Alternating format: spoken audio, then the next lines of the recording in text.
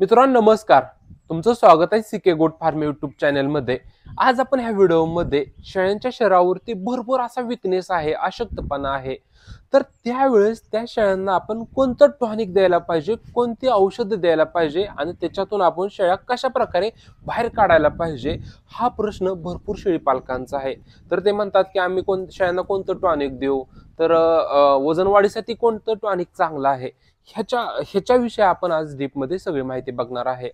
तर मित्रांनो, तुम्ही चॅनलवरती नवीन असाल तर चॅनल जरूर सबस्क्राईब करा आणि व्हिडिओच्या शेजारी असलेल्या घंटीवरती क्लिक करा, जेणेकरून आपण जो शेळीपालनाच्या रिलेटेड व्हिडिओ बनवेल त्याची नोटिफिकेशन तुम्हाला येईल आणि तुम्हाला लवकरात लवकर व्हिडिओ बघता येईल. तर मित्रांनो, एक गोष्ट लक्षात घेण्यासारखी आहे की फक्त तुम्ही औषध देऊन त्या प्राण्याचं वजन वाढ होत नाही. म्हणत असाल की तुम्ही म्हणत असाल की आम्हाला एक वजन वाढीचं औषध सांगा. पण असं नाही की फक्त औषध दिल्यानंतरच वजन वाढ होते. तर मित्रांनो, वजन वाढीसाठी किंवा जे कॅल्शियम, व्हिटॅमिन जे हे जे टॉनिक जे आहेत ना, तर हे साईड थेरपी म्हणून काम करतात. साईड थेरपी म्हणजे काय? जसं की तुम्ही चारा खुराक चांगला दिला आणि त्याच्यासोबत जर औषध व्यवस्थित जर दिली तर त्याच्यानंतर वजन वाढ होण्यासाठी मदत होते. फक्त तुम्ही औषध दिलं आणि वजन वाढ होते असं होणार नाही. त्यासाठी तुम्ही स्ट्रॉंग चारा देणं गरजेचं आहे. ओला चारा असू द्या, सुका चारा असू द्या, खुराक असू द्या, हा चांगल्या प्रकारे आणि एक रेशन बॅलन्स केलेला असेल तर निश्चित तुम्हाला खूप चांगला फायदा मिळणार आहे. तर आपला आजच्या व्हिडिओचा हेतू किंवा मुद्दा असणार आहे तर तो म्हणजे कोणती टॉनिक द्यायला पाहिजे आपण, ती टॉनिक दिल्यानंतर आपल्याला रिझल्ट कशा प्रकारे मिळणार आहे. आज आपण ह्या व्हिडिओमध्ये शेळ्यांना कोणतं टॉनिक द्यायला पाहिजे, किती दिवस द्यायला पाहिजे आणि त्याच्यामुळे आपल्याला फायदा काय मिळतो किंवा त्याचं प्रमाण किती आहे, ह्याच्याविषयी डीपमध्ये सगळी माहिती बघणार आहे. आणि हा जो माझा अनुभव आहे, मागील 6 वर्षापासून मी शेळीपालन व्यवसायामध्ये काम करतो. तर त्या सगळ्याचं कंक्लुजन आहे, त्या सगळ्याचं रिझल्ट बघून मी हे औषधाचं एक शेड्यूल केलेलं आहे. तर कशा प्रकारे औषध द्यायला पाहिजे ह्याच्याविषयी माहिती बघणार आहे.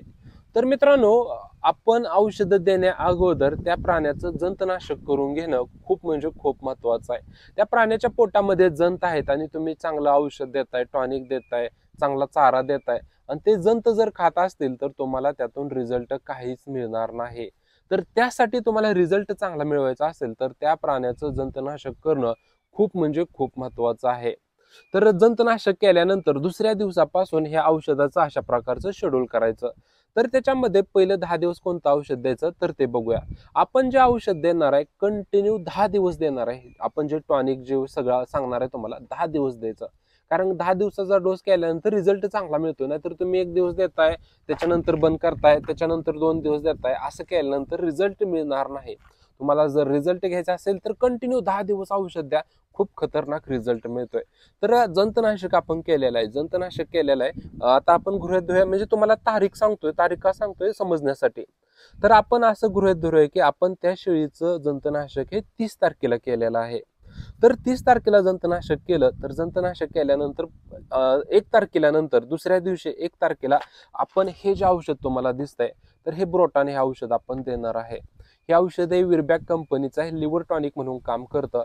ह्या औषधाचे फायदे काय आहेत, जसं की प्राण्याच्या शरीरावरती जो ट्रेस आहे किंवा प्राण्याच्या शरीरावरती जो विकनेस आहे, त्याच्यानंतर त्या प्राण्याला भूक लागत नसेल, भूक मंदावली असेल किंवा खाल्लेलं पचन होत नसेल, तर त्यासाठी हे लिव्हर टॉनिक म्हणजे ब्रोटान हे खूप जबरदस्त काम करत आहे.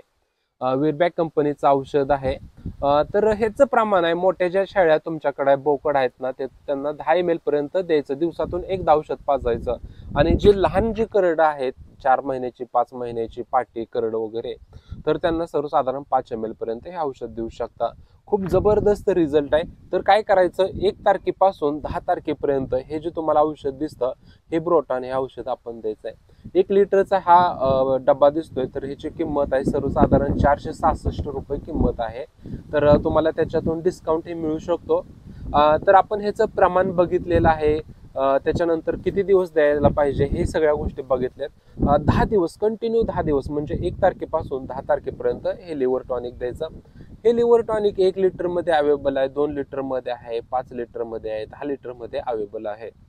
तर अशा प्रकारे आपण काय करायचं, पहिलं 10 दिवस हे लिव्हर टॉनिक द्यायचं. आता त्याच्यानंतर आपण दुसरं 10 दिवस कोणतं औषध द्यायला पाहिजे, तर दुसरं 10 दिवस आपण 2 नंबरला हे जे बॉटल दिसते, तर ही बॉटल आपण 2 नंबरला देणार आहे. तर ती म्हणजे कॅल्शियम आहे.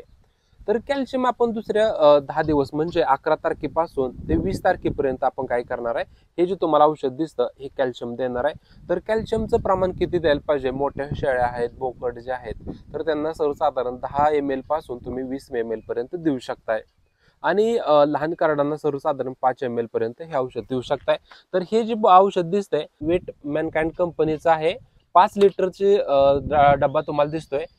5 लिटरच्या डब्याची किंमत 900 रुपये आहे. मला डिस्काउंट ही हा जो डबा मी 5 लिटरचा आणलाय, तर ह्याला हा 5 लिटरचा मला 800 रुपयाला मिळालेला आहे.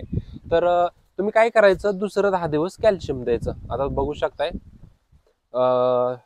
खूप चांगल्या प्रकारे ह्याच्यातून रिझल्ट मिळतोय. प्रमाण बघितलेलं आहे, किती दिवस द्यायचं हे बघितलेलं आहे. कॅल्शियम आणि फॉस्फरस मध्ये ह्याच्यामध्ये घटक आहेत. तर ह्याच्यामुळे काय होतं की प्राण्यांची हाडं जी ठिसूळ झालेली आहेत, हाडाची वाढ व्हायची असू द्या, दूध कमी असेल, दूध वाढण्यासाठी मदत होते.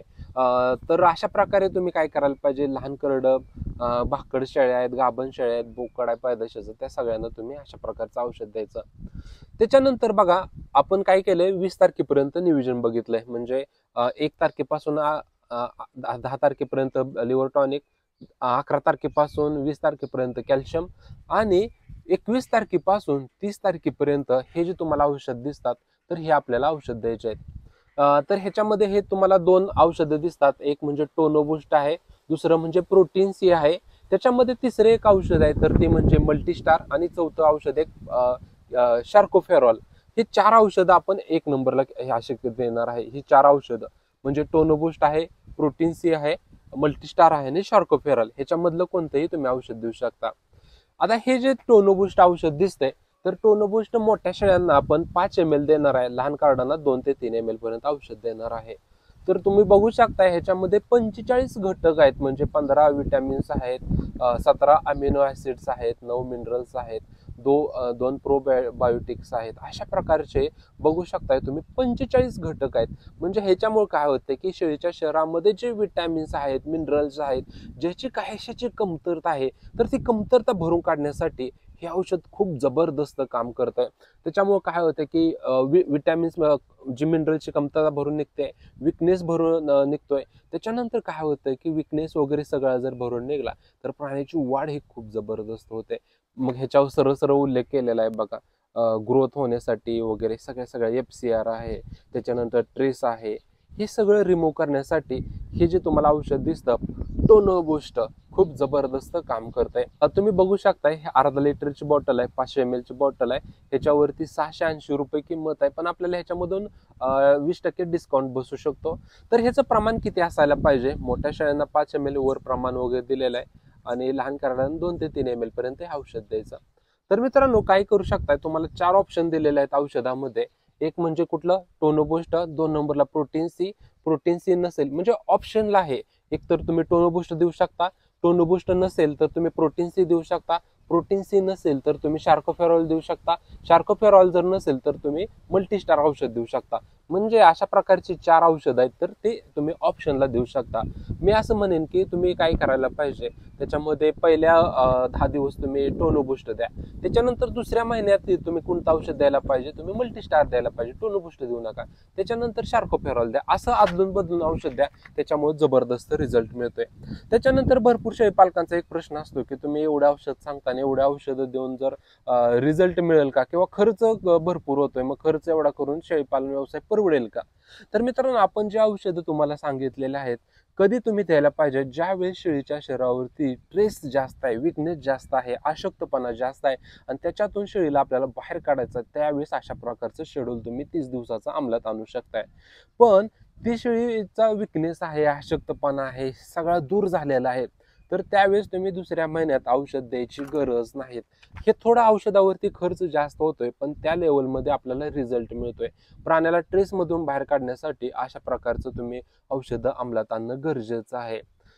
तर बघा 30 दिवसाचं शेड्यूल आहे. पहिलं 10 दिवस लिव्हर टॉनिक, दुसरं 10 दिवस कॅल्शियम आणि तिसरं 10 दिवस विटॅमिन्स आणि मिनरल्स अशा प्रकारे नियोजन करा. खूप जबरदस्त रिझल्ट मिळतोय. मागील 6 वर्षापासून मी ह्या गोष्टी करत आलेलो आहे आणि ह्या सगळ्याचं कन्क्लुजन माझा सगळा अनुभव आहे तर तुम्हाला 10 मिनिटाच्या व्हिडिओमध्ये सांगितलेला आहे. जरूर हा व्हिडिओ नवीन जे शेळी पालन व्यवसाय करत आहेत त्यांना हा व्हिडिओ शेअर करा. निश्चित त्यांना खूप ह्याच्यातून माहिती मिळणार आहे. आणि काय होतंय की आपल्याला प्रॉपर नॉलेज नसतं, त्याच्यामुळे काय होतं की आपण कोणतेही औषध देतो त्याच्यामुळे रिझल्ट मिळत नाही आणि आपण नंतर म्हणतो की यार शेळी पालन व्यवसाय लयच प्रॉब्लेम आहेत, लयच अडचणी आहेत, रिझल्ट मिळत नाही असं आपण गृहीत करतो. तर त्यासाठी तुम्हाला हे जे औषध सांगितले हे औषध द्या, निश्चित तुम्हाला खूप जबरदस्त रिझल्ट मिळणार आहे. तर मित्रांनो तुम्हाला माहिती कशी वाटली जरूर कमेंट करून कळवा. चॅनलवरती नवीन असाल तर चॅनल सबस्क्राईब करा, लाईक करा आणि शेअर करा. धन्यवाद.